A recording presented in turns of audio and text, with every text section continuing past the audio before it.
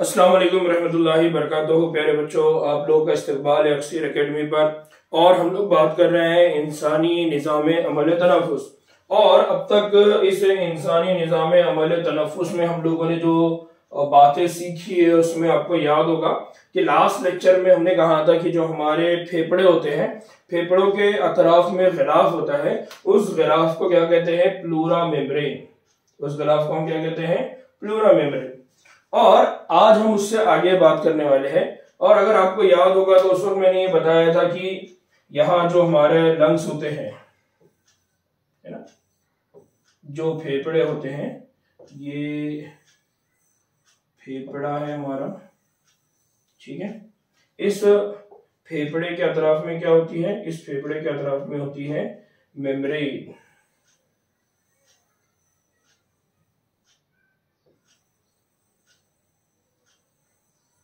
ठीक है। ये जो मेम्ब्रेन होती है ये दोहरी होती है। कैसी होती है? दोहरी होती है, यानी दो लेयर से बनी होती है,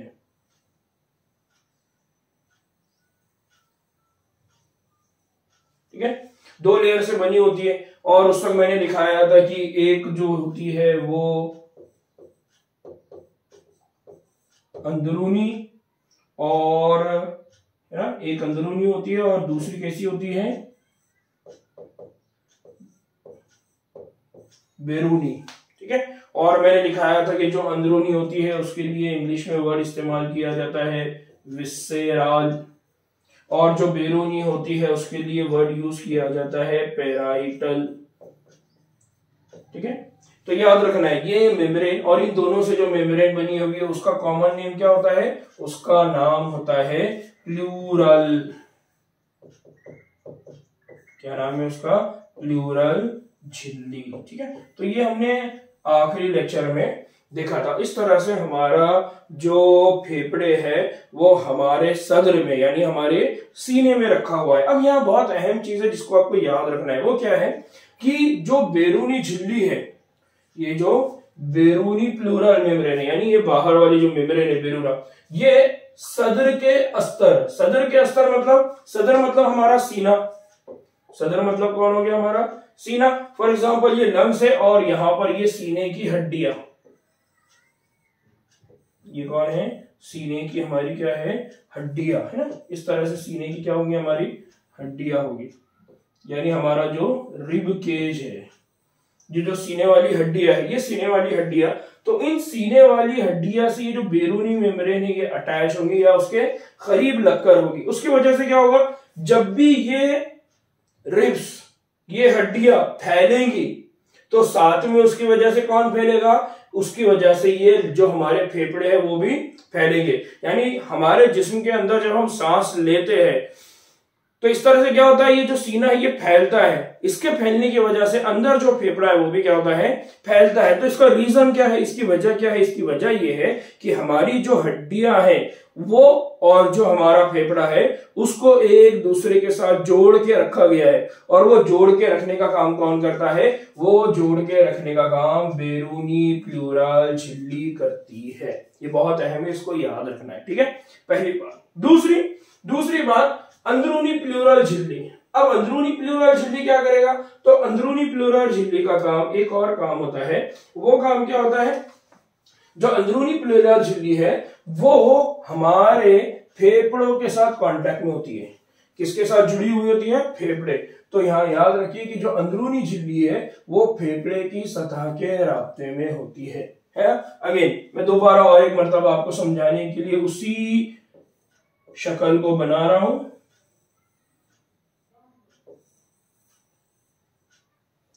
डिजिटल में पढ़ाने का बच्चों यही फायदा है कि आप लोगों को मैं बहुत सारी चीजें बहुत आसान अंदाज में समझा सकूंगा, ठीक है।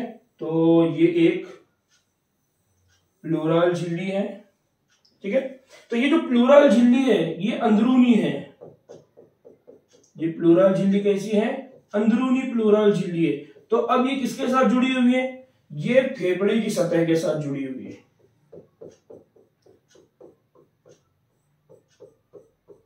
ये किसके साथ जुड़ी हुई है? फेफड़े के सतह के साथ। और दूसरी जो झिल्ली थी जिसको हम क्या कह रहे थे? बैरूनी। तो बैरूनी झिल्ली यहां पर है,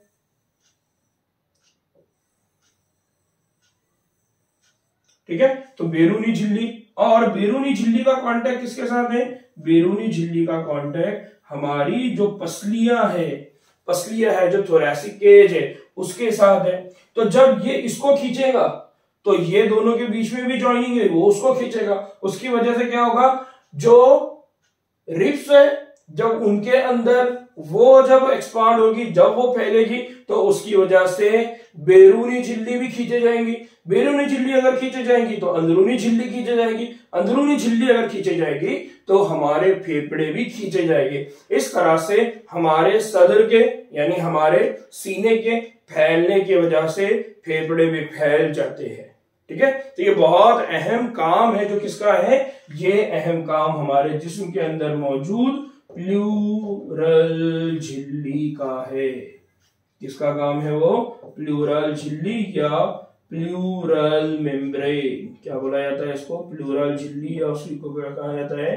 प्लूरल मेम्ब्रेन। तो इसको आपको याद रखना है, ये बहुत अहम टॉपिक है और बहुत अहम है, ठीक है ना। अब उसके बाद ये बात आपके समझ में आ गई कि हमारे ह्यूमन के इंसानों के जो अमल तनफुस है उसके अंदर क्या होता है, तो उसके अंदर लंग्स होते हैं, उसके अंदर फेफड़े होते हैं। फेफड़े कहाँ होते हैं? तो फेफड़े है तो जोफ सदर के अंदर होते हैं। जोफ सदर और फेफड़े के बीच में कौन है? तो एक प्लूरल मेम्ब्रेन है, ठीक है। वो प्लूरल मेम्ब्रेन में दो झिल्ली है, एक बाहर है एक अंदर है, एक बैरूनी है एक अंदरूनी है। बैरूनी झिल्ली हमारे सदर के कांटेक्ट में है, अंदरूनी झिल्ली हमारे फेफड़े के कांटेक्ट में है। जब भी सदर के अंदर चेंज होगा उसकी वजह से प्लूरल मेम्ब्रेन में चेंज होगा और उसकी वजह से फेफड़ों में तब्दीली आएगी, फेफड़ों में चेंज होगा, ठीक है। यहां तक हमने बात की। अब उससे आगे हमको कुछ बातें और अच्छे से समझना है। वो क्या है? तो सबसे पहली बात यहां पर उसको समझ लीजिए, वो क्या है कि हमने ये पढ़ा था कि हमारा जो इंसानी अमल तनफुस का निजाम है उसमें क्या होते हैं? उसमें होते हैं बैरूनी नथने, है ना, याद आ रहा है आपको? बैरूनी नथने, तो हमने कहा बैरूनी नथने, देन हमारे पास नेजल चैम्बर, फिर अंदरूनी नथने, फिर फेरिंग्स, लैरिंग्स, याद आ रहा है, फिर ट्रैकिया यानी सांस की नली, फिर उसके बाद ब्रोंकाई, ब्रोंक्यूल्स, और उसके बाद वो जो हमारा पूरा क्या है, लंग्स। तो अब हम अगेन दोबारा बात कर रहे हैं, कहां की बात कर रहे हैं? बैरूनी नथनों। तो बैरूनी नथनों से शुरू होकर टर्मिनल ब्रोंक्यूल्स तक का जो हिस्सा है वो तनफुसी निजाम का एसाली हिस्सा है। अब इसका मतलब क्या है, आगे बढ़ाऊं। दूसरा, जबकि एल्वियोलाई और उनकी नालियां तनफुसी हिस्से का तश्कील करती है। यहां पर दो हिस्सों की बात हो रही है। एक हिस्सा कौन है? एक हिस्सा यानी हमारा जो तनफुसी, इसको थोड़ा अच्छा से लिखता हूं जरा मैं। हम किसकी बात कर रहे हैं?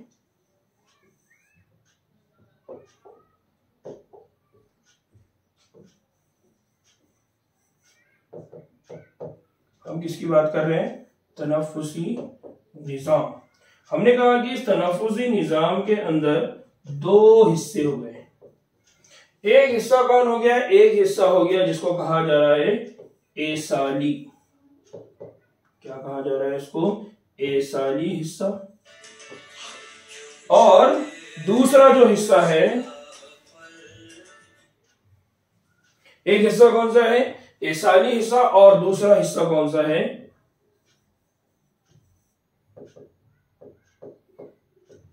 तनफुसी हिस्सा।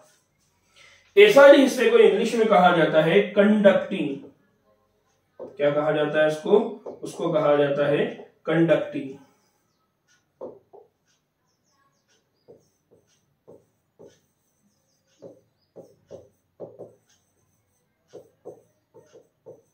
पार्ट, ठीक है।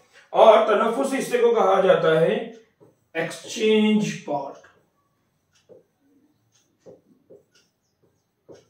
क्या कहा जाता है इसको? Exchange part. नाउ कंडक्टिंग और एक्सचेंज, एसाली और तनफुसी हिस्सा। अब मैं इसको और डायग्राम के जरिए आपको शक्ल के जरिए इसको समझाने की कोशिश कर रहा हूं। ये क्या है? ये है ट्रैकिया, ये है ब्रोंक्यूल्स, और आगे चल के वो छोटे छोटे ब्रोंक्यूल और ब्रोंकाल में डिवाइड होगा। ठीक है, और ये हमारे लंग्स है। ठीक, लंग्स के अंदर आगे चल के ये छोटी छोटी और नालियों में थोड़ा सा डिवाइड होगा और यहां पर क्या बनेगी, एल्वियोलाई। यहाँ क्या बन रही है, थैलीनुमा स्ट्रक्चर।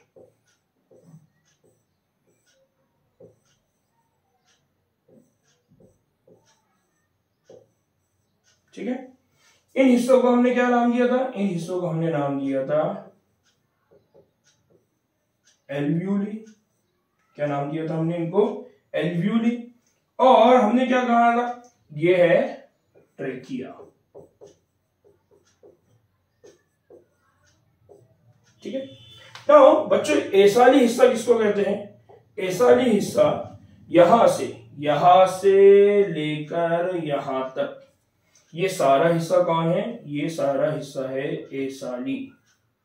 कौन सा है, एसाली। क्यों, क्योंकि यहां हवा दाखिल होगी, यहां से यहां से यहां, लेकिन यहां पर कहीं पर भी आपको ये जो हवा अंदर आई, ये जो गैसेस अंदर आई, ये आपको बाहर या अंदर आते जाते नहीं दिख रही है। सिर्फ इसका काम क्या है, यहां से लेना है और यहां तक उसको पहुंचाना है। यहां से लेना है यानी एक्सटर्नल नॉस्ट्रिल से लेना है और कहां तक लेकर जाना है, ब्रोंक्यूल्स। कहां तक लेकर जाना है उसको, ब्रोंक्यूल्स। और कौन सी वाली ब्रोंक्यूल्स तक, टर्मिनल ब्रोंक्यूल्स, यानी यहां तक लेकर आना है उसको, यहां तक। ठीक है, तो ये वाला जो हिस्सा है, ये हिस्सा कौन हो गया, एसाली हिस्सा। कौन सा हो गया, एसाली हिस्सा। और दूसरा वाला कौन सा है, तनफुसी हिस्सा। तनफुसी हिस्सा मतलब वो हिस्सा जहां पर गैसेस का एक्सचेंज होगा। इसका मतलब क्या है कि यहां जो ऑक्सीजन है वो यहां ब्लड में आ जाएगी और ब्लड में जो कार्बन डाइऑक्साइड है वो एल्वियोलाई में चले जाएगी। तो एल्वियोलाई के अंदर क्या हो रहा है, तबादले का अमल हो रहा है, एक्सचेंज ऑफ गैसेस हो रहा है। तो वो अमल जो होता है वो कहां पर होता है, वो होता है एल्वियोलाई और एल्वियोलाई की नालियां। एल्वियोलाई और एल्वियोलाई की नालियां। तो यहां पर याद रखना है हमको कि हमारा जो तनफुसी निजाम है, हमारे जो तनफुसी आज़ा है, उनको भी दो हिस्सों में डिवाइड किया हुआ है उनके काम की बुनियाद पर।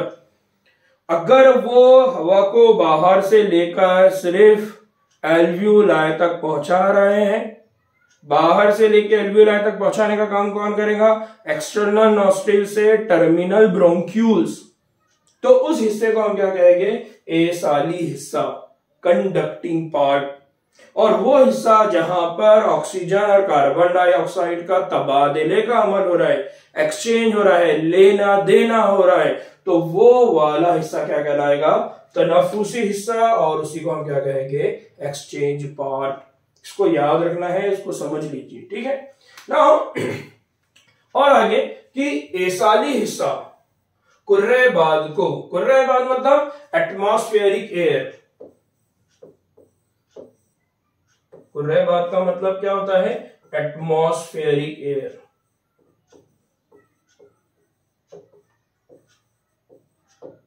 यानी हमारे जिस्म के बाहर जो पूरा माहौल है, वहां जो हवा मौजूद है उसको लेके जाना है। तो एटमॉस्फेरिक एयर के लिए यहाँ पर क्या वर्ड इस्तेमाल किया गया है, कुर्रेबाद। तो यहाँ याद रखना है कि जो एसाली हिस्सा है कुर्रेबाद की हवा को एल्वियोलाई तक पहुंचाता है। ये बहुत अहम है, कहां तक पहुंचा रहा है वो, एल्वियोलाई। लेकिन एल्वियोलाई पे पहुंचने के बाद एक्सचेंज का अमल स्टार्ट होगा। समझ में आ रहा है। तो यहां याद रखना है एसाली हिस्सा क्या करता है, जो एटमॉस्फेरिक हवा है, जो कुर्रेबाद है, उसको कहां लेकर जाएगा, एल्वियोलाई तक। अब एक और चीज जो बहुत इंपॉर्टेंट है वो क्या है कि यहां पर इस काम को हमको याद रखना है। हमें जरा इसको,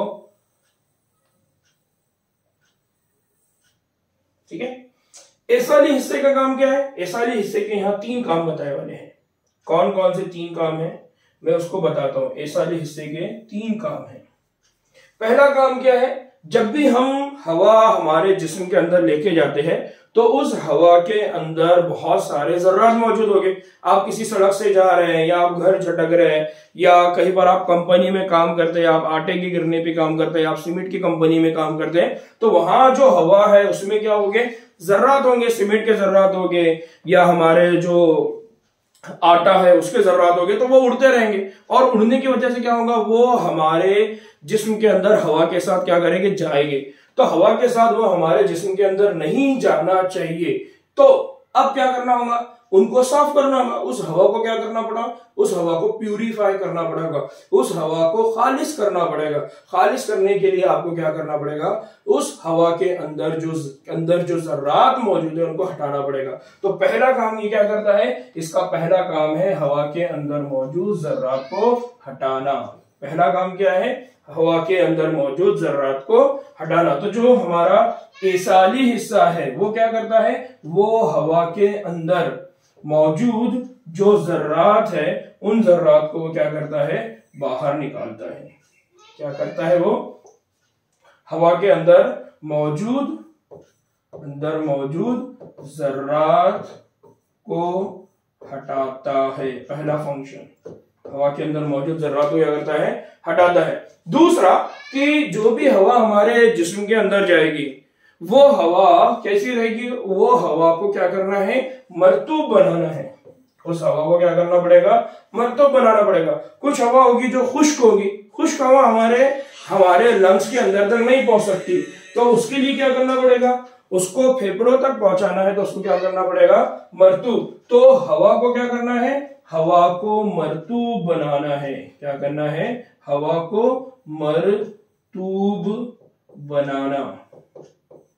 क्या करना है, हवा को मरतूब बनाना।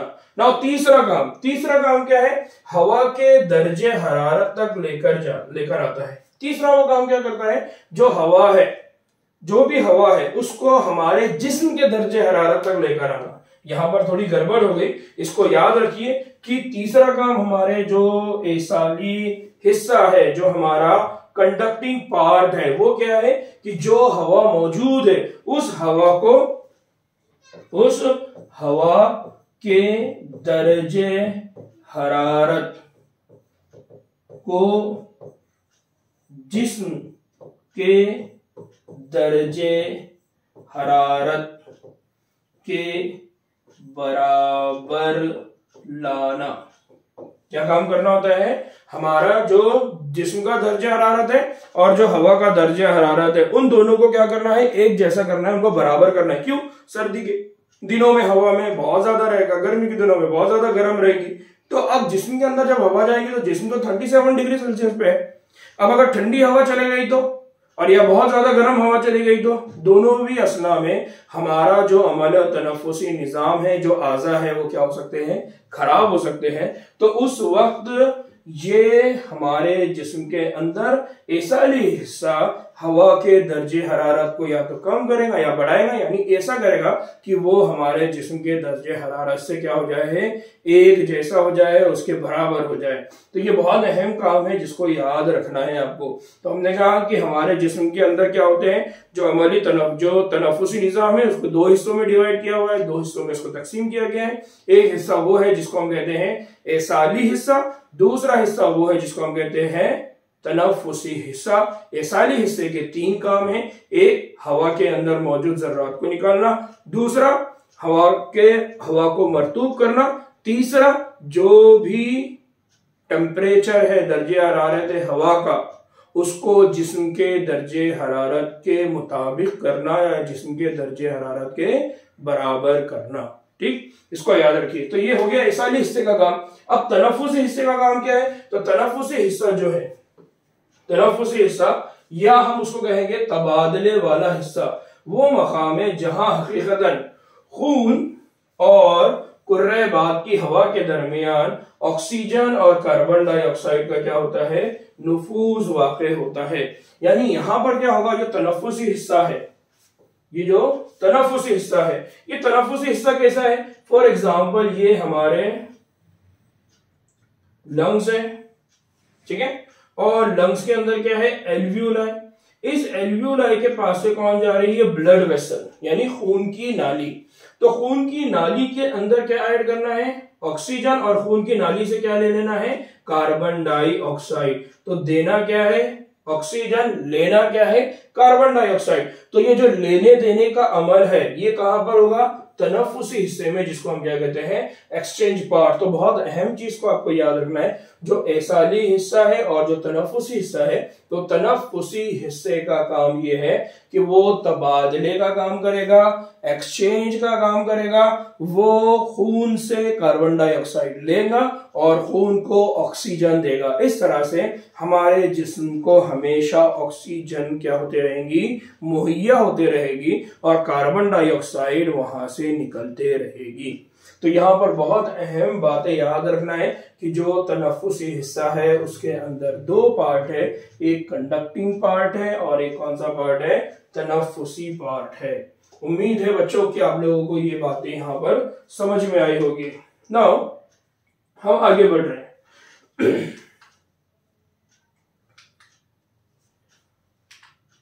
क्या है कि जो हमारा जो फेफड़े है, मैंने पहले ही कहा कि जो हमारे फेफड़े हैं, शायद आपको ये बात यहाँ पर और ज्यादा वाज़ेह अंदाज में समझ में आए जो हमने यहाँ बनाया हुआ है। और इसको और अच्छे अंदाज में मैं एक्सप्लेन करने से पहले ये पैराग्राफ पढ़ लेता हूं, तब आपको ये बातें और ज्यादा क्लियर होगी। हमने क्या कहा कि जो हमारे फेफड़े हैं, फेफड़े जोफ सदर का मतलब क्या होता है? उसका मतलब होता है थोरैसिक चैम्बर। अब यहां पर स्पेलिंग में थोड़ी मिस्टेक हो गई, इसको लिख लीजिए। ये क्या होता है? Thoracic chamber. क्या होता है? थोरैसिक। यहां थोड़ा गड़बड़ हो गया, ठीक है। तो फेफड़े जोफ सद्र में मौजूद होते हैं। तो अब ये जो है ना, ये फेफड़ा है, और ये फेफड़ा किसमें मौजूद है? जोफ सद्र। ये हमारा जो पिंजरा है, जिसको मैं बार बार कह रहा था, ठीक है। थोरैसिक चैम्बर आगे की तरफ से वर्टिब्रल कॉलम और पीछे की तरफ से स्टर्नम। अब ये थोड़ी यहां पर गड़बड़ हो गई, इसको याद रखिए, ये उल्टा हो गया। आगे की तरफ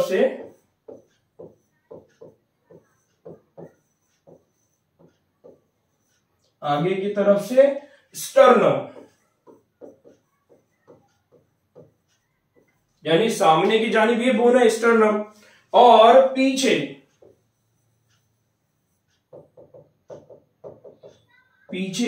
की तरफ क्या हो गया? पीछे की तरफ।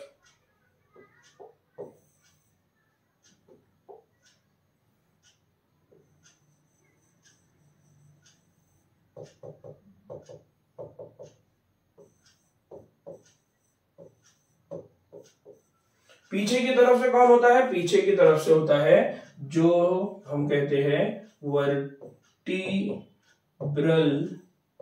कॉलम। क्या कहते हैं उसको? वर्टिब्रल कॉलम, यानी हमारी रीढ़ की हड्डी।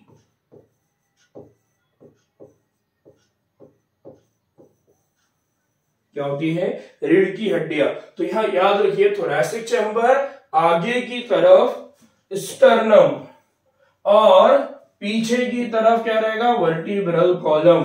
यहां पर उर्दू में ये मिस्टेक वाली है, अगर आप चाहे तो इसको इंग्लिश बुक में चेक कर सकते हैं। इसलिए इसको याद रखिए कि यहां थोड़ा लाइन में गलती हो गई, इसको मैंने यहां करेक्ट किया है। आगे की तरफ से कौन होता है? स्टर्नम, पीछे की तरफ से कौन होता है?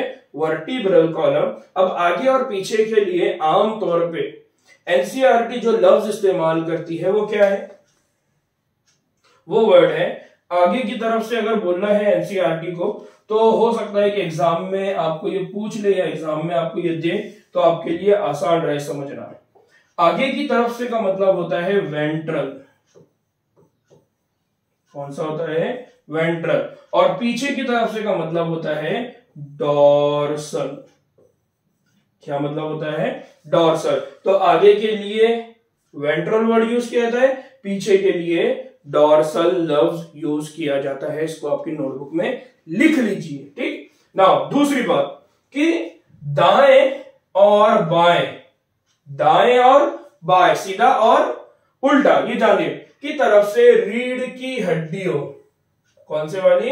रीढ़ की हड्डियों से, और नीचे की तरफ गेंदनुमा डायाफ्राम, गेंदनुमा डायाफ्राम से क्या होता है, बना होता है। नाउ अब और बातें यहां लिख लीजिए। पहली बात क्या लिखी है कि अगर दाएं और बाएं, कौन सी वाली डायरेक्शन की बात हो रही है यहां पर, दाएं और बाएं,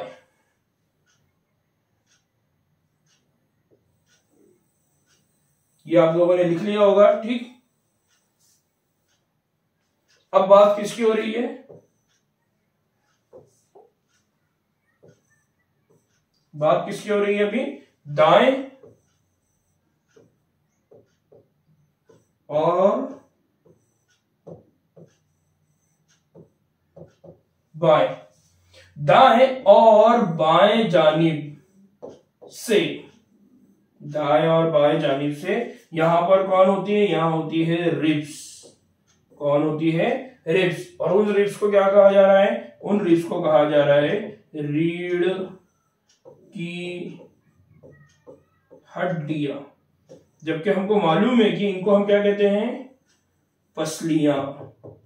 क्या कहते हैं उनको, पसलियां। क्या कहते हैं उनको, पसलियां। तो ये बहुत अहम है, इसको आपको याद रखना है कि हाँ क्या होती है, पसलियां। तो ये वाली जो है ये है पसलियां।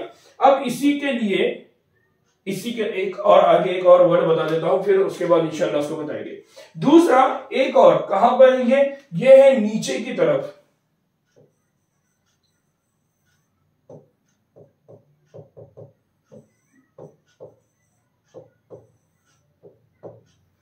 नीचे की जानिब। नीचे की जानिब क्या होता है, तो नीचे की जानिब वहां पर गेंदनुमा डायाफ्राम, कौन होता है, गेंदनुमा डायाफ्राम।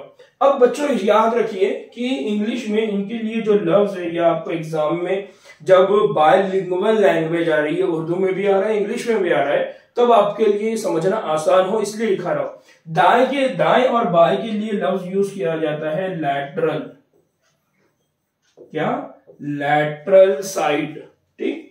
और नीचे के लिए वर्ड यूज किया जाता है पोस्टेरियर, क्या बोला जाता है, पोस्टेरियर साइड, ठीक है। तो यहां याद रखना है कि होता क्या है कि हमारे पास जो थोरैसिक चैम्बर है, वो थोरैसिक चैम्बर किससे बना हुआ है, एक है स्टर्नम, एक है वर्टिब्रल कॉलम, एक है रीढ़ की हड्डियां, या जिसको हमने कहा पसलियां। असल में रीढ़ की हड्डी की जगह क्या होना चाहिए था, पसलियां। और क्या है, गेंदनुमा डायाफ्राम। इनसे हमारे जिस्म का क्या बना होता है, थोरैसिक चैम्बर, या जिसको हम क्या कहते हैं, जोफ सदर। ये वाला पार्ट, ये वाला पार्ट है जिसको हम कहते हैं रिब्स, यानी ये है पसलियां। फिर इन पसलियों पीछे की साइड में कौन होगा, रीढ़ की हड्डी। नीचे कौन है, नीचे है डायाफ्राम। ये जो मसल्स आपको दिख रही है, ये जो है ना, ये जो उजलात है, ये डायाफ्राम। तो अब ये थोरैसिक चैम्बर जो हड्डियों से बना, नीचे से कौन है, डायाफ्राम। तो जब भी हम सांस लेते हैं तो नीचे से वो क्या करता है, उसको नीचे से क्या होता है हमारा, ऐसा करने के बाद जो हमारे लंग्स है वो एक्सपांड होते हैं, हमारे लंग्स क्या हो जाते हैं, फैल जाते हैं। फैलने की वजह से क्या होती है, जो बाहर की हवा है वो अंदर जाती है। अब ये जो मैकेनिज्म है, ये जो अमल है, इसको हम आगे नेक्स्ट लेक्चर में और अच्छे से समझेंगे। सिर्फ आपको यहाँ क्या याद रखना है कि हमारे जो फेफड़े हैं वो कहाँ रखे हुए हैं, जोफ सदर, जिसको हम क्या कहते हैं, थोरैसिक चैम्बर, ठीक। नाउ और एक बार, थोरैसिक चैम्बर यानी थोरैसिक चैम्बर में फेफड़ों का अंदरूनी निजाम ऐसा होता है। कैसा होता है, कैसा होता है, इसको बहुत अहमियत है, इसको समझ लीजिए। मैंने पहले भी बताया, दोबारा इसको और समझा रहा हूं, और दोबारा एनसीईआरटी की लाइन के हिसाब से समझा रहा हूं, ठीक है। अब जो थोरैसिक चैम्बर है और जो फेफड़े हैं, उनका निजाम कैसा होता है, तो उनका निजाम ऐसा होता है कि थोरैसिक चैम्बर के हजम, थोरैसिक चैम्बर के हजम, चूंकि हम बराहे रास्त पल्मोनरी हजम में कोई तब्दीली असुद नहीं रख सकते। यहां क्या हो गया, अरे गड़बड़ हो गया, ठीक ना, वापस से कि हम क्या कहते हैं, थोरैसिक चैम्बर के हजम में कोई भी तब्दीली फेफड़ों की कैविटी में आया हो जाती है। यानी थोरैसिक चैम्बर के हजम में, थोरैसिक चैम्बर के अंदर जो भी तब्दीली होगी, वो तब्दीली हमको कहां देखने को मिलेगी, फेफड़ों की कैविटी। यानी थोरैसिक चैम्बर अगर फैलेगा तो उसकी वजह से कौन फैलेंगे, फेफड़े। तो हम ये कहते हैं कि थोरैसिक चैम्बर के अंदर अगर कोई तब्दीली होती है तो वो तब्दीली हमको कहां देखने को मिलेगी? फेफड़ों के अंदर।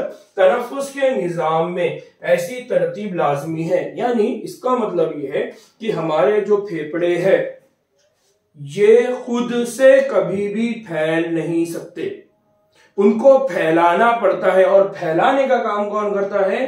Thoracic chamber. तो थोरैसिक चैम्बर की मदद से हमारे लंग्स, हमारे फेफड़े फैलते हैं और सुकड़ते हैं। तो इसलिए यहां बहुत अहम याद रखना है कि ये जो अंदरूनी निजाम है थोरैसिक चैम्बर और फेफड़ों का, वो ऐसा है कि अगर थोरैसिक चैम्बर में कोई तब्दीली होती है तो उसकी वजह से फेफड़ों में तब्दीली हमको दिखाई देगी। और इस तब्दीली के लिए, तनफ्फुस के निजाम के लिए ऐसा जरूरी है। क्यों? चूंकि हम बराहे रास्त पल्मोनरी हजम, पल्मोनरी हजम मतलब जो फेफड़े हैं, फेफड़ों का जो हजम है उसमें तब्दीली नहीं ला सकते। इसलिए ये बहुत अहम है, इसको याद रखना है। ठीक है, उम्मीद है आप लोगों को ये बातें समझ में आई होगी। अजान हो रही है, नमाज का वक्त हो रहा है, इसलिए इंशाल्लाह इसके बाद की जो बातें हैं वो हम दूसरे लेक्चर में देखेंगे। तब तक के लिए अल्लाह हाफिज। दुआ में याद रखिए, नमाज को जाइए, अल्लाह ताला से दुआ करिए और इस चैनल को सब्सक्राइब करिए, शेयर करिए, ज्यादा से ज्यादा लाइक करिए। अस्सलाम वालेकुम रहमतुल्लाहि व बरकातहू।